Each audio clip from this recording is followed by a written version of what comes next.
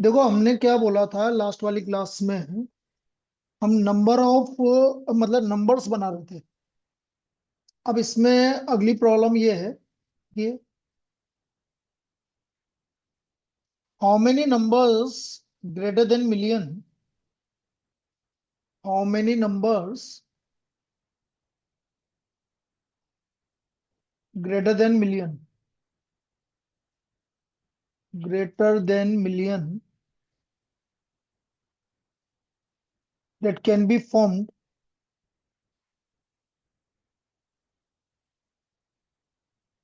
with the digits, with the digits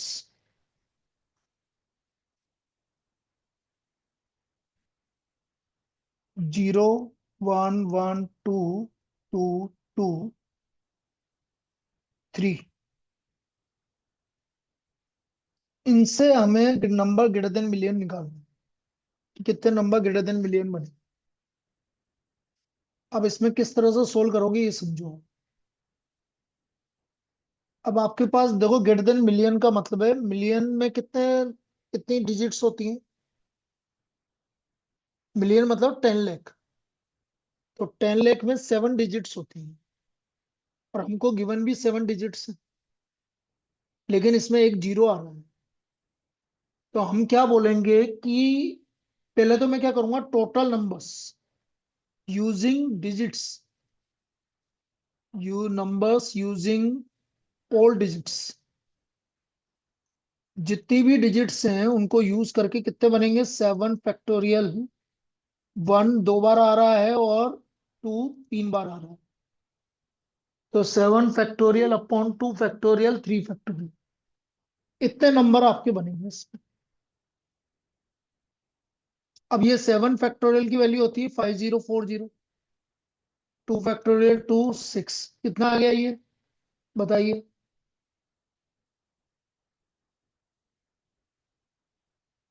ये आ गया four आपका 420 आ गया, बिल्कुल सही है। तो टोटल नंबर आपके इन डिजिट्स को यूज करके 420 हो गए। लेकिन इनमें से बहुत सारे नंबर ऐसे होंगे जो जीरो से स्टार्ट होंगे, और जो जीरो से स्टार्ट होगा वो तो आपका मिलियन से ज्यादा हो नहीं सकता। तो अब मैं क्या करूंगा, number of numbers starting with zero. अब मैं जीरो से स्टार्ट होने वाले नंबर्स निकालूंगा।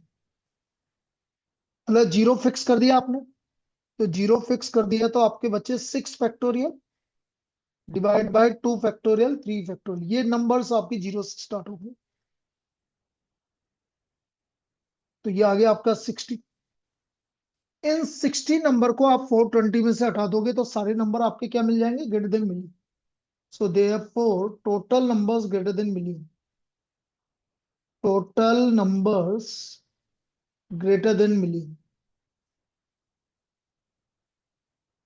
ये आपके नंबर्स आ गए 420 माइनस 60, दिस इक्वल टू 360। ये टोटल नंबर्स आ गए ग्रेटर देन मिलियन। क्या क्लियर है सभी को, कैसे निकाला बोलिए। Yes sir. क्योंकि इसमें 1 2 टाइम आ रहा है, 2 3 टाइम रिपीट हो रहा है, इसलिए जितने भी रिपीट होंगे वो सब डिवाइड में जाएंगे। क्योंकि रिपीटेशन में क्या होता है कि जैसे एक और मैं प्रॉब्लम करके बता रहा हूँ। जैसे आपसे बोल दिया जाए how many words can be form with the letters of the word Mississippi, can be formed with the letters of the word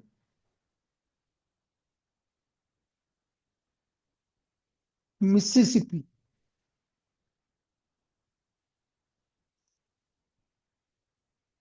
Mississippi, इससे कितने वर्ड बनेंगे। अब यहां पर हम क्या देखेंगे कि कौन लेटर कितनी बार रिपीट हो।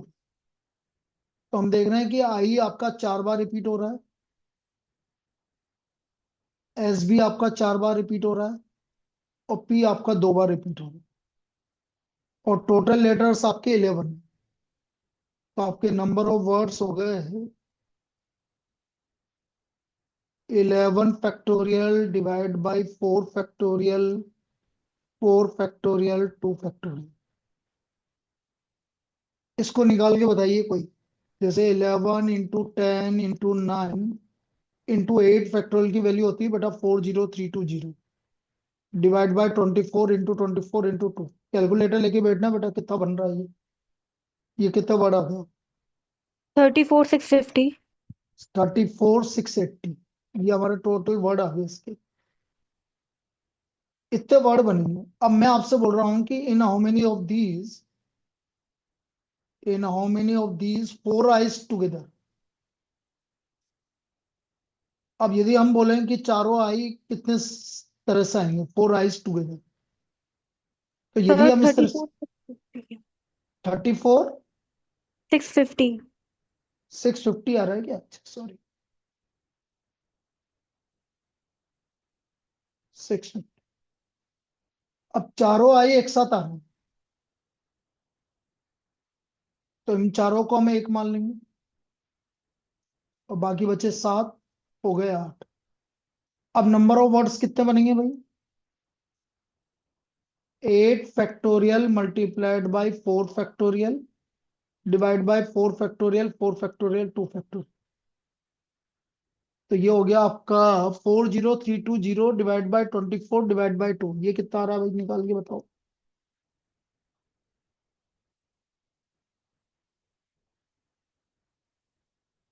840। 840। तो ये वाला केस आ गया जिसमें चार आई एक साथ आ रहे हैं। अच्छा, वो ये भी पूछ सकता है कि in how many ways 4 eyes do not comes together. तो आप क्या कर देंगे? 34,650 टोटल बने, उसमें से 840 माइनस कर देंगे, तो वो वाले केस आ जाएंगे जिसमें चारों आई आपके एक साथ नहीं आ रहे।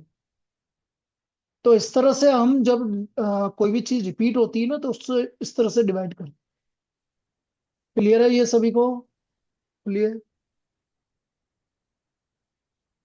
अब मैं रैंकिंग ऑफ द वर्ड पे आ रहा हूं। नेक्स्ट देखो।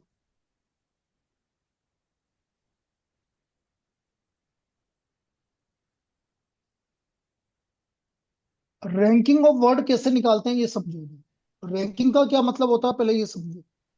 रैंकिंग का मतलब है कि सपोज आपको जो वर्ड गिवन है उससे आपने डिक्शनरी बनाई, मतलब डिक्शनरी केवल उन्हीं लेटर से बनी हुई है जो वर्ड आपको गिवन है।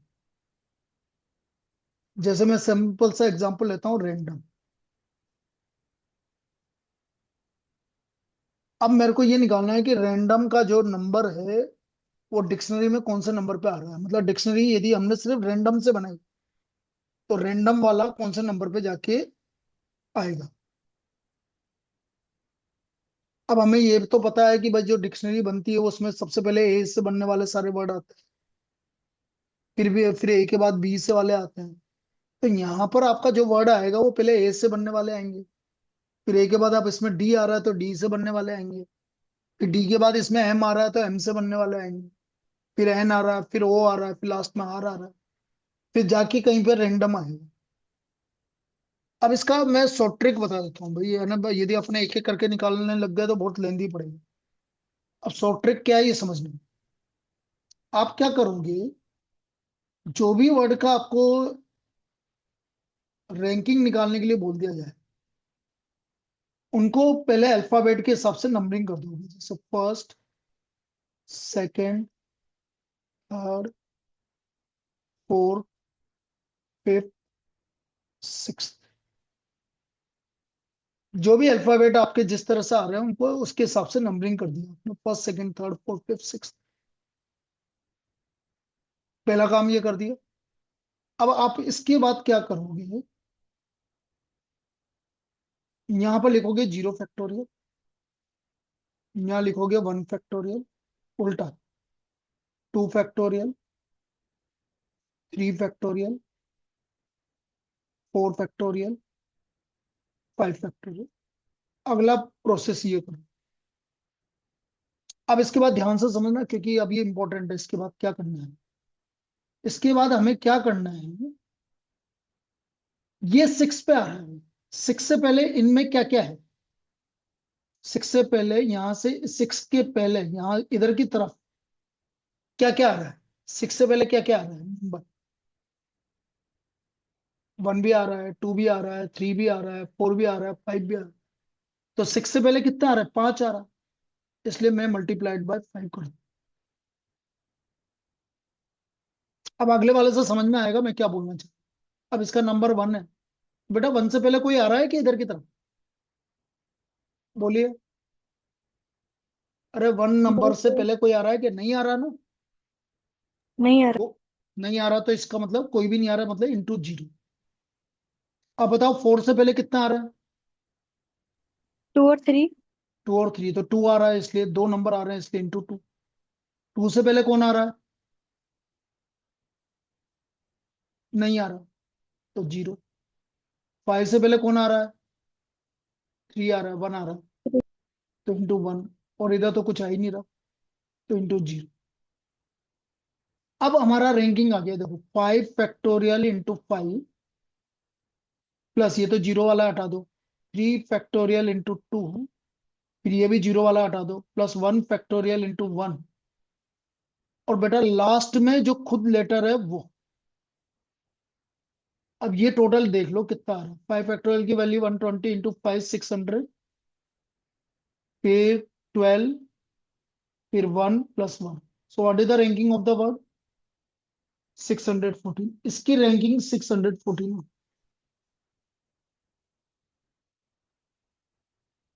अब ये एक दो एग्जांपल करोगे ना, अपना क्लियर हो जाएगा क्या बोलना चाह रहा हूँ।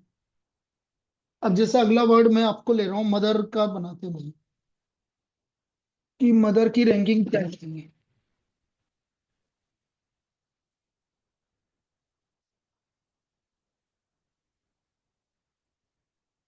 देखो मदर की रैंकिंग निकालता हूँ। फर्स्ट नंबर, बोलो फर्स्ट नंबर क्या आ रहा है? ई, एच, एम, एन, ओ, 5, 6। अब देखो मैं डायरेक्ट निकाल रहा हूँ, पहले नंबरिंग कर देंगे। 3 से पहले कौन कौन आ रहा है यहाँ पर? बोलते चलो। 3 से पहले 1 और 2 आ रहा है, तो इसको मैं लिखूंगा 2 इंटू 0 1 2 3 4 5, 5 फैक्टोरियल। प्लस 4 से पहले कितना आ रहा है? 1 और 2, तो 2 इंटू कितना? 4 फैक्टोरियल। फिर 6 से पहले कितना आ रहा है? 3 आ रहा है, 3 इंटू 3 फैक्टोरियल। फिर 2 से पहले कौन आ रहा है? 1 आ रहा है, तो 1 इंटू 2 फैक्टोरियल। फिर 1 से पहले कुछ भी नहीं आ रहा, 0 प्लस 0 और लास्ट में 1। निकाल के बताइए कितना आ रहा है ये आंसर। कितनी रैंकिंग आई इसकी? बोलो।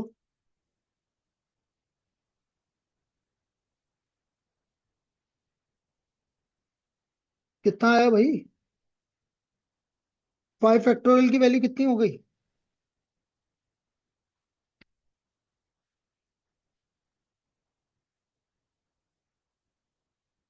5 फैक्टोरियल की वैल्यू कितनी हो गई? 120 into 2 240, 24 into 2 48, 6 into 3 18, 2 plus 1। Count करना कितना आ रहा है टोटल? 309। 309। अब भाई आप जितने हैं उनमें से सबको समझ में आ गया है कि अभी भी दिक्कत आ रही है? कि एक और एग्जांपल लूं? चलो एक और देखो। जेनिथ। अब आप बोलना भाई, फर्स्ट नंबर बोलो जल्दी। फर्स्ट नंबर किसको जाएगा? बोलिए फर्स्ट नंबर किसको जाएगा जेनिथ में? ई। ई। फिर इसके बाद एच। एच, फिर आई। आई, फिर एन, फिर टी, और फिर जेड। ये आपने इसकी रैंकिंग कर दी, मतलब नंबरिंग कर दी। अब 0 factorial, 1 factorial, 2 factorial, 3 factorial, 4 factorial, 5 factorial. अब मैं यहाँ पर लिख रहा हूँ भाई 5 फैक्टोरियल मल्टीप्लाइड बाय 6 लिखा हुआ है तो इंटू 5, क्योंकि 6 से पहले ये पांचों आ रहे हैं। फिर ई पे तो कुछ भी नहीं आएगा, इसको छोड़ दो। 4 से पहले कितने आ रहे हैं? 2 आ रहे हैं, तो 2 इंटू 3 फैक्टोरियल। फिर 3 से पहले कौन आ रहा है? 1, तो 1 इंटू 2 फैक्टोरियल। फिर 5 से पहले कौन आ रहा है? 1, तो 1 इंटू 1 फैक्टोरियल। और लास्ट में खुद 1। तो ये आ गया आपका 600 प्लस 12 प्लस 2 प्लस 1 प्लस 1। बोलो कितना हो गया? क्या आ गया? 616। तो 616 इसकी रैंकिंग आ गई। तो ये तो वो लेटर हैं जिनके मतलब जो वर्ड हैं जिनमें कोई भी रिपीट नहीं हो रहा। और यदि किसी को चेक करना है ना, तो बेटा अभी गूगल पे जाके ऐसे लिख के चेक कर लो कहीं अपन ने सही निकाला है कि नहीं निकाला। What is the ranking of the word random? अपना आप आंसर आ जाएगा कितना रैंकिंग का है। कोई भी चेक करके बताओ जल्दी तीनों का, कि हमने तीनों सही निकाले हैं कि गलत निकाले। मुझे भी नहीं पता, मैंने सिर्फ हाँ? रैंडम का तो सही है। चलो मदर का देखो।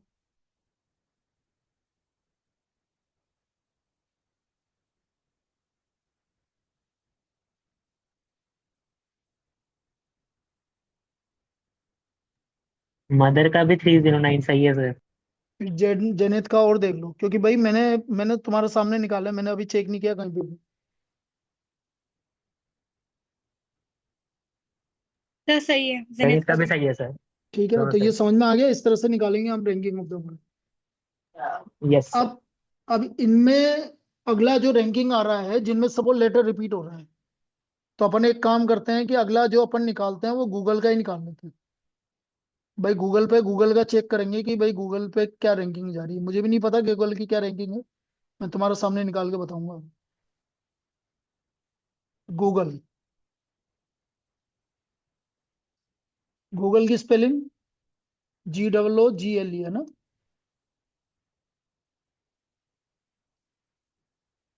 इसकी रैंकिंग निकाल रहे हैं भाई। पहला नंबर E, GH, G।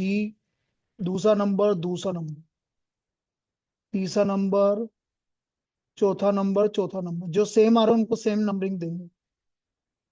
जिसमें कोई दिक्कत, ये हमने नंबरिंग कर दी। अब वही काम करना है। 0 factorial, 1 factorial, 2 factorial, 3 factorial, 4 factorial और 5 फैक्टोरियल। अब 2 से पहले कौन कौन रिपीट हो रहा है? बोलो। 2 से पहले कौन रिपीट हो रहा है?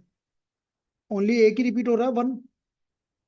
तो मल्टीप्लाइड बाय 1 डिवाइड बाय, अब यहां से अब देखो यहां पर अब एक इंपॉर्टेंट चीज है। इस चीज से यहां से काउंट करो कौन लेटर कितने कितनी बार रिपीट हो रहा है। भाई G 2 बार आ रहा है और O भी 2 बार आ रहा है, इसलिए मैंने क्या कर दिया, 5 फैक्टोरियल इंटू 1/2 फैक्टोरियल 2 फैक्टोरियल। तो इसको सोल्व करूंगा तो ये आ गया 120 डिवाइड बाई 4, 30। इसका तो 30 आ गया। ये समझ में आया कि कैसे लिखा मैंने? बोलिए। हाँ सर। अब देखो यहाँ O से देखते हैं। 4 से पहले कौन कौन रिपीट हो रहा है? कितने लेटर रिपीट हो रहे हैं? मतलब कौन कौन आ रहा है 4 से पहले, कौन कौन सा नंबर लेटर आ रहा है? 3 आ रहा है। अब यहां से काउंट करो कि कौन लेटर कितनी बार रिपीट हो रहा है। तो O 2 बार रिपीट हो रहा है, इसलिए मैंने डिवाइड बाय 2 फैक्टोरियल। तो ये आ गया हमारा 24 मल्टीप्लाइड बाय 3, 72 डिवाइड बाय 2, 36। तो ये होगा का आ गया। फिर यहां से देखते हैं 4 से पहले कौन आ रहा है? 3 आ रहा है, तो इंटू 3। अब इससे पहले कोई रिपीट हो रहा है कि कोई रिपीट नहीं हो रहा है यहां से आगे, तो बस इंटू 3 हो जाएगा। तो 3 फैक्टोरियल की वैल्यू 6 इंटू 3, 18। तो ये भी आ गया। फिर इसके बाद G के बाद कौन रिपीट हो रहा है? एक रिपीट हो रहा है, तो 1 इंटू 2 फैक्टोरियल, और अपॉन में रिपीट तो कोई हो ही नहीं रहा। 3 से पहले भी 1 हो रहा है, तो 1 इंटू 1 फैक्टोरियल, और इसके बाद कोई नहीं हो रहा, 0 और एक खुद। अब इनको काउंट करके बताइए कितना आ रहा है, टोटल कितना आ रहा है। 66 और 18, 84, 84, 88। 88 आ रहा है। चेक करना है एक बार, हाँ सर, गूगल पे चेक करो। गूगल पे की वही है, वही है वही है, 88। 88। अब ये अपॉन सर ये में ऐसे डिवाइड आए वाला हैं क्या कभी एग्जाम्स में? नहीं आ सकता बेटा। रैंकिंग तो आपको ना उसमें दे रखी है लास्ट, मतलब जो आपके प्रीवियस ईयर्स में एडिशनल। कभी आए हैं क्या ये?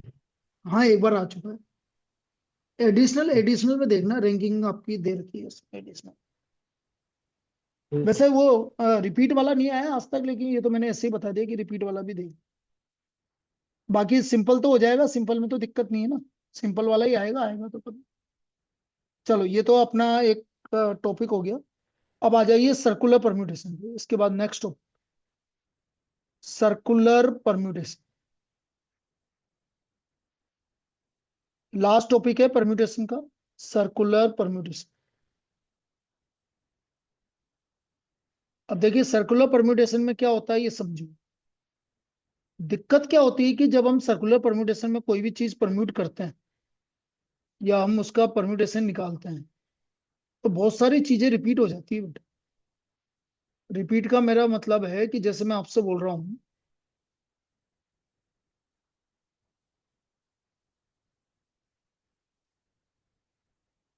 जैसे ये सर्कुलर परम्यूटेशन मैंने बोल दिया था,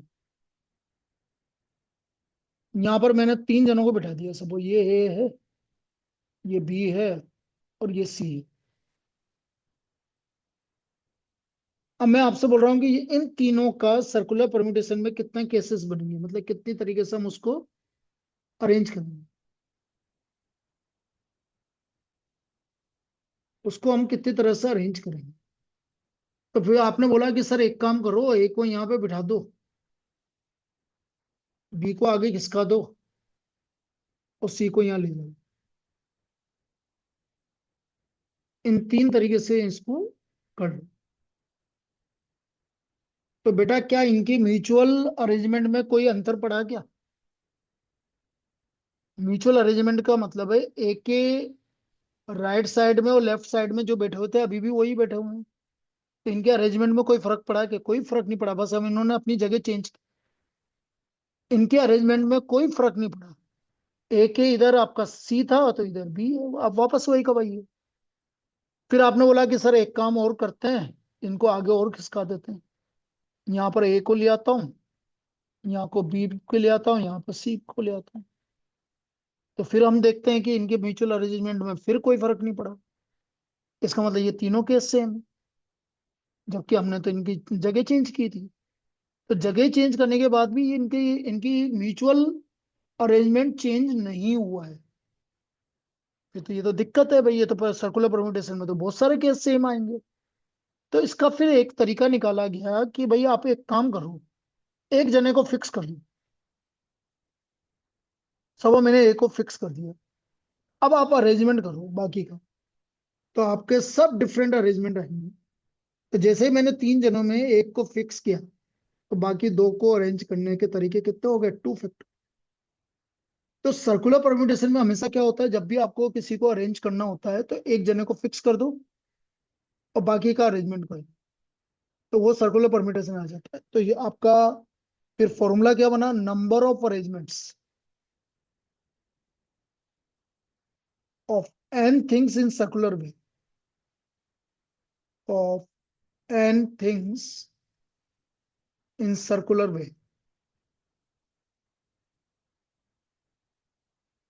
this is equal to n-1 factor. तो इसका मतलब n लोगों को यदि आप अरेंज कर रहे हो सर्कुलर वे में, तो उसके नंबर ऑफ अरेंजमेंट होंगे n-1 फैक्टर। तो ये फॉर्मूला बना भाई हमारा नंबर ऑफ अरेंजमेंट का सर्कुलर परम्यूटेशन। अब इसको यूज कैसे करेंगे, जैसे मैं आपसे बोल रहा हूँ, in how many ways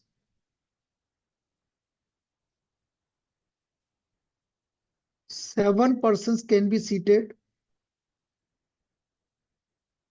can be seated around a round table.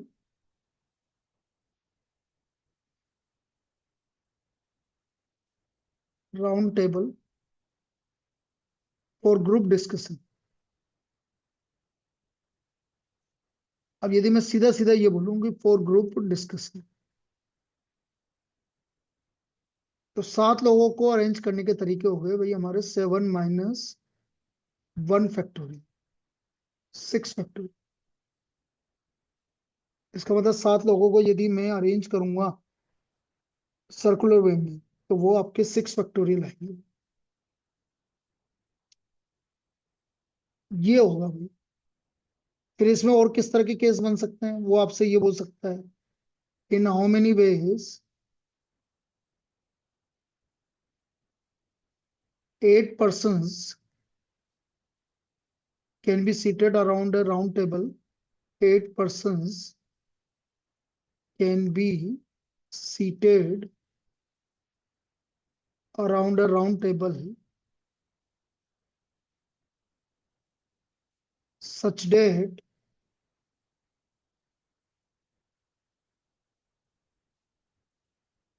two particular persons, such that two particular persons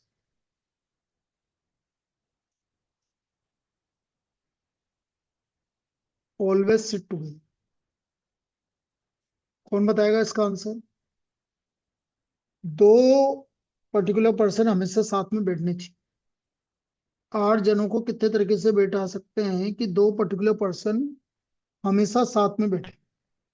बताइए कितने तरह से हम इनको अरेंज कर सकते हैं? बोलिए। 6 फैक्टोरियल इंटू 2 फैक्टोरियल। बिल्कुल सही है, 6 फैक्टोरियल इंटू 2 फैक्टोरियल। क्योंकि 2 जने फिक्स हो गए, 2 जनों को फिक्स कर दो आप, तो बाकी 6 जनों को अरेंज करने के तरीके हो गए हमारे 6 फैक्टोरियल। 6 जनों को अरेंज करने के तरीके हो गए हमारे 6 फैक्टोरियल। मल्टीप्लाइड बाय वो दोनों अपनी जगह चेंज कर सकते हैं, इसलिए 2 फैक्टोरियल। इतनी तरह से हम इनको अरेंज कर सकते हैं 1440। अच्छा, अब यहां पर एक केस और बनता है। देखो क्या होता है कि वो आपको और यानी एक डिमांड कर दे कि भाई इनके सेम नेबर नहीं आने चाहिए। अब सेम नेबर का क्या मतलब होता है अभी समझा। जैसे मैं आपसे बोल रहा हूं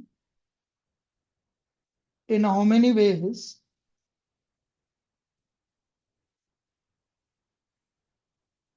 in how many ways 6 persons can be seated around a round table